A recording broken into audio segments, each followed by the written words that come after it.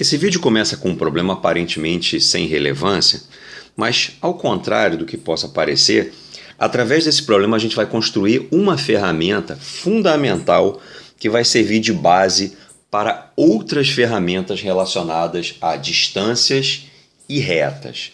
A gente vai começar tentando calcular a distância entre a origem do sistema cartesiano, que é esse ponto que está aqui, e a reta. Portanto, o que a gente de fato quer calcular é essa distância aqui. Ó. Lembrando que distância tirada de um ponto até uma reta é sempre na perpendicular. Então, o que a gente quer calcular é o tamanho desse segmento que foi traçado desde a origem até a reta perpendicularmente. Em seguida, o que nós vamos fazer é encontrar as coordenadas dos pontos em que a reta intersecta os eixos coordenados.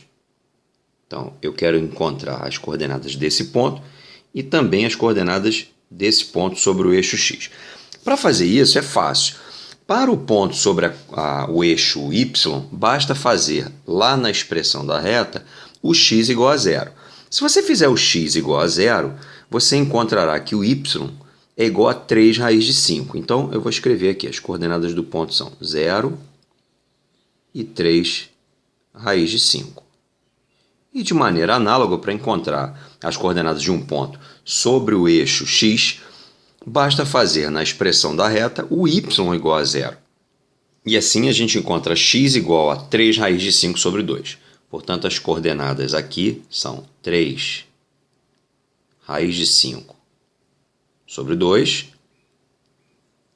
e 0. Note que o que essas informações estão nos dizendo é que este tamanho aqui mede 3 raiz de 5 e esse outro tamanho aqui mede 3 raiz de 5 sobre 2. E a estratégia vai ser calcular a área desse triângulo retângulo de duas formas diferentes. Como o triângulo é o mesmo, nós vamos pegar ao final esses dois cálculos e vamos igualar. Então, primeiro eu vou calcular a área desse triângulo utilizando essas distâncias que nós acabamos de marcar como base e altura. Então, eu posso dizer que a base desse triângulo mede 3 raiz de 5 sobre 2. E que a altura desse triângulo mede 3 raiz de 5. Multiplicando uma pela outra e dividindo por 2, eu obtenho a área desse triângulo retângulo. Isso vai dar 9 vezes 5 sobre 4. Portanto, 45 sobre 4. Agora a gente vai começar a calcular a área por um outro caminho, fazendo da seguinte forma. Eu vou considerar agora essa distância aqui, ou seja, a hipotenusa, como sendo a base do triângulo. Porque dessa forma, a altura relativa à hipotenusa será a distância que nós queremos calcular. Mas antes, eu preciso calcular essa hipotenusa e para isso eu vou utilizar a técnica de distância entre dois pontos. Dessa forma, eu vou precisar fazer o x de um dos pontos menos o x do outro ponto. Bom, isso vai ser fácil, porque vai ser 3 raiz de 5 sobre 2 menos 0. E isso precisa ser elevado ao quadrado. E em seguida, eu repito o procedimento com o y. 3 raiz de 5 menos 0 vai dar 3 raiz de 5. E isso precisa ser elevado ao quadrado, porque essa ferramenta que calcula a distância entre pontos, na verdade, sai do Teorema de Pitágoras. Então, levando essa conta adiante, nós teremos 9 vezes 5 sobre 4, que é o primeiro quadrado, e em seguida 9 vezes 5. Isso, então, pode ser escrito como 45 sobre 4 mais 45. Agora eu preciso igualar os denominadores. Isso vai dar 45 vezes 5 sobre 4. Perceba que, ao igualar os denominadores, o segundo 45 que aparece escrito aí vai ter que ser multiplicado por 4 e eu estou somando ele ao 45 que já estava no numerador da primeira fração. Então, eu tenho aí, na verdade, 45 vezes 5. E por que você está fazendo isso, Fábio? Porque depois, pelo menos para mim, fica mais fácil extrair a raiz desses números se eles não forem números muito grandes. Então, eu evito fazer a multiplicação para que eles não cresçam demais e eu possa enxergar, por exemplo, que o 45 é a mesma coisa que 9 vezes 5, que por sua vez está multiplicado por 5 e dividido por 4. Perceba que só de olhar, você nota que o 9 pode sair da raiz valendo 3, o 5 vezes 5 sai da raiz valendo 5 e o 4 sai da raiz valendo 2. Então, aqui nós temos 15 sobre 2. Como eu comentei anteriormente, o que a gente quer é calcular a área desse triângulo, só que agora usando como base a hipotenusa. Então, a gente vai repetir a conta com novos valores aqui. 15 sobre 2 é a base. A altura é justamente o que a gente quer calcular, que é a distância da origem até a reta. E isso tem que ser multiplicado por meio, que é a mesma coisa que dividir por 2. Dessa forma, o resultado fica expresso como 15x sobre 4. Como eu tenho agora duas expressões que representam a mesma coisa, ou seja, a área do triângulo, eu posso igualar essas duas expressões. Portanto, eu posso escrever que 15x sobre 4 é igual a 45 sobre 4, o que me leva à conclusão de que a distância que eu procuro vale 3. Eu quero agora repetir todo esse procedimento, só que de maneira generalizada. Para isso, nós vamos pensar numa reta de equação mx mais ny mais p igual a zero. E vamos fazer tudo igual. Primeira coisa, encontrar a interseção da reta com o eixo das ordenadas. Para isso, a gente vai fazer x igual a zero. Conclusão é de que o y é igual a menos p sobre n.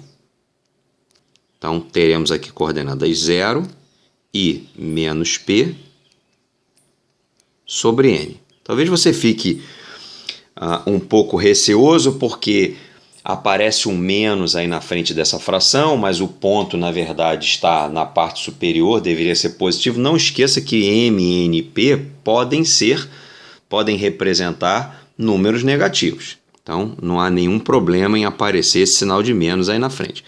Depois a gente vai encontrar as coordenadas, vai representar as coordenadas do ponto de interseção da reta com o eixo das abscissas.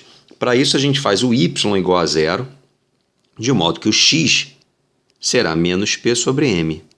Menos p sobre m e zero. Com isso, da mesma forma que fizemos anteriormente, a gente chega à conclusão de que essa distância aqui na vertical vale menos p sobre n. E que essa outra distância aqui, que eu estou riscando na horizontal, vale menos p dividido por m. E com isso, a gente vai escrever pela primeira vez a área desse triângulo.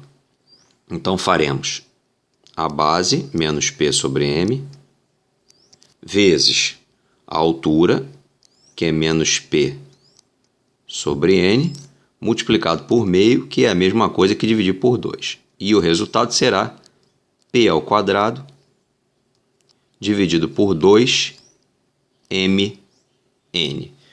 Na sequência, a gente vai representar a área desse mesmo triângulo, usando agora como base a hipotenusa. Para isso, a gente vai precisar descrever essa distância aqui. E a técnica que nós usamos para isso é a distância entre os dois pontos.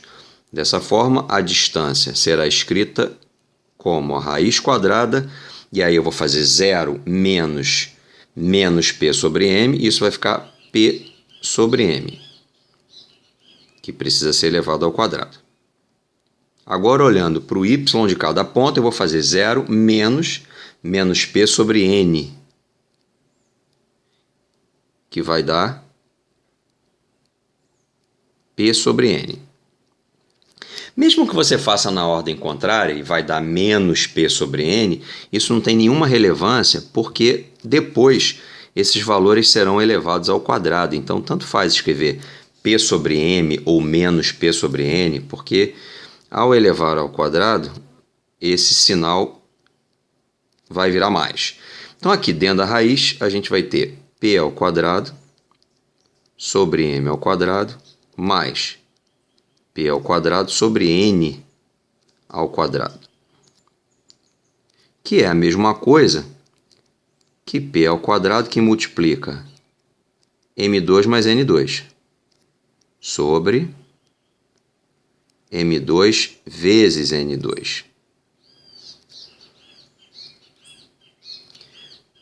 O P ao quadrado sai da raiz valendo P, o M ao quadrado e N ao quadrado sai da raiz valendo Mn, e essa fração multiplica a raiz quadrada de M2 mais N2. E agora a gente vai escrever a área do triângulo da segunda maneira, que vai ser esse resultado como base, P, Mn, que multiplica a raiz de M2 mais N2,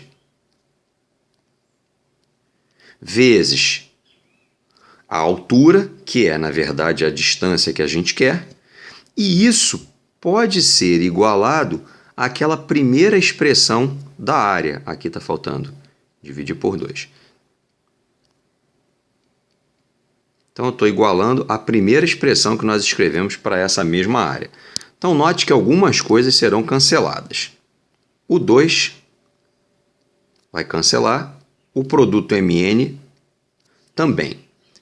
Esse P cancela com um P aqui, de modo que a gente chega à conclusão de que o x, a distância que a gente está procurando da origem até a reta, vai ser P sobre a raiz quadrada de M2 mais N2.